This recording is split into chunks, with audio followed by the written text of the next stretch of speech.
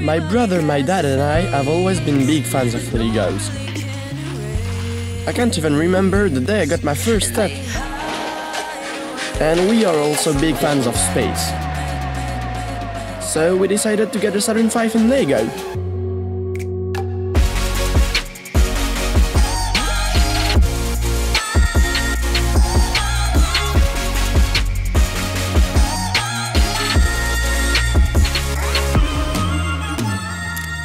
When everyone was playing Playmobil, I was building stuff with those bricks.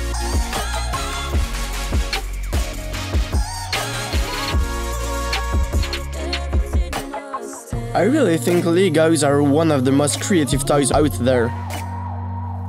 They definitively made who I am right now. And building that rocket with my dad and my brother was a big throwback to my childhood.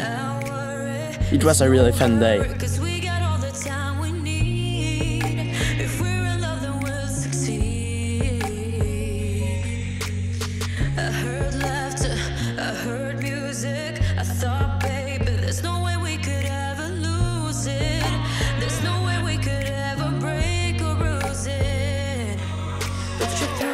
But that rocket is sick though.